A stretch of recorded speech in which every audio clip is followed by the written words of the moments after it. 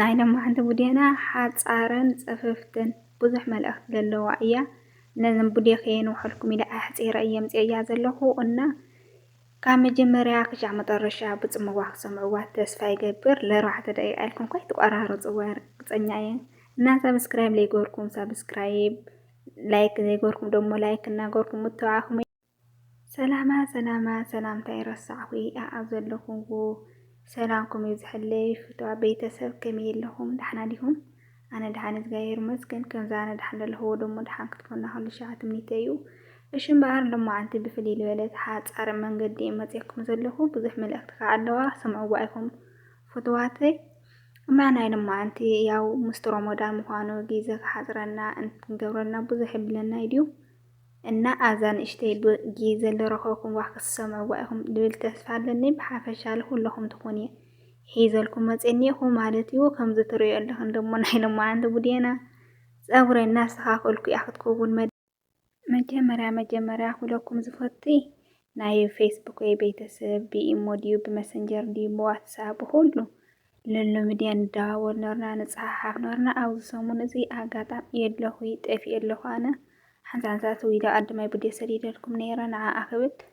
ኣትየ ነይረ ኣጋጣሚ የፀንሐለይ ሸበካ ሕፅረት ማለት ሸበካ ኣጋጣሚ ኣብዙ ቀነሎም ተቋሪፅና ኣሎ እና ደሓን እግዚአብሔር ይመስገን ብስልክ ድዩ ብዓዲ ድዩ ብዙሕ ትስድውለይ ዘለኹም ከዓ ደሕና እየ እግዚአብሔር ይመስገን በዚኣ መልእኽተይ ክሰምዑኒ ተስፋ ይገብር ለዚኣ ክሰርሐልኩም እየ ለዛም لمعንቲ እዚ ስራሕ ብጣዕሚ እዩ ፅዒቁኒ ምስቲ ረመዳን ምዃኑ ክስታይ እውን ካብ ስርሐይ ማናዊ እየ ደብለልክን ኣለኹ ማለት እዩ ፍትዋት ኣሕዋተይ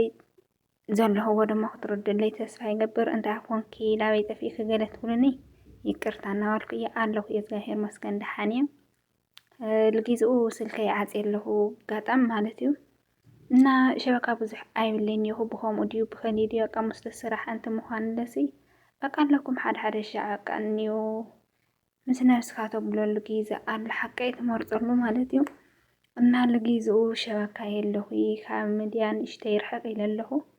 ሓሓሊፈ ደሞ ኣብ ልጣዕመኒ ከም ፈቓዶ በዚኣ ክመፀኩም እየ ማለት እዩ ግዜ ንረኸብክዎ በዚ ክመፀኩም እየ እዚኣ እውን ቀትሪ ለዛ ምስቲ ረመዳን ምዃኑ ቀትሪ ዝሰርሐ ዋላ ስራሕ ቀድሚ ምእታወይ እዚኣ ከምዛ ልገብራ ኣለኹ ደሞ ናይ ፀጉርና እናሰራሕና ድዩ እናበልና ድዩ ግዜ ንስእን ኣለና እና ፍትዋት ኣሕዋተይ ነብስና ዓይኒ ደብሪ ስራሕ በዓል ይፈልጥ ጥዕናና ድዩ ነብስና ድዩ ኩሉ ነገር በዓልትና እናበልና ማለት እዩ መብዛሕትአና ኣለና በተለይ ሕጂ ምስቲ ፆምናትና እውን ምዃኑ ናይቶም ምዃኑ ስራሕ ፃዕሪ እዩ ተፈክኒ ኣይብሊ ኣብ ስራሕ ልየለኽን ድዩ ስራሕ ልሰኣን ከነብዚ ሰዓት እዚ ደሞ ኣጀኹ ናይ ትጨናነቓ እግዚኣብሔር ኣምላኽ ስራሕ ንኣኻ ትንበሎ ዳብልኾ የብሉ ዘይምጭንና ኣብ ስራሕ ለለና ደሞ ንኩሉ ሓይልን ትዕግስትን ይሃበና እግዚኣብሔር ኣምላኽ ንኩሉ ብሓቂ ብዙሕ ነገር እዩ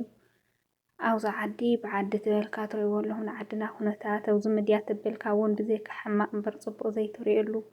ሓንሳሓንሳ ኣለስ ምስ ስራሕ ምስ ክስታይሲ ብዙሕ ለጨናንቕ ነገር ኣሎ እና ኣይንጨነቕ ኩሉ ንፈጣሪና ንግደፎ እና ናይ ስልክ ነገር ግን ኣጀው ላበይ ከይድኪ ገለ መብዛሕትኦም ትብሉ ክትርዱኒ ተስፋ ይገብር ማለት እዩ ደሓን እግዚአብሔር ይመስገን ኣለኹ እየ እና እዚ በቃ እኒኦ ድሕሪ ፍጡር ለዘም ኣብ ሓወሽ ወፂአ ሪከርድ እናገበርኩ ፀኒሐ እዚኣ ደሞ እናተቃሳቀስኩ እየ በቃ ንፋስ ኣሎ ደስ ልብል ንፋስ ንእሽተይ ስራሕ ውድእ ኣቢልካሲ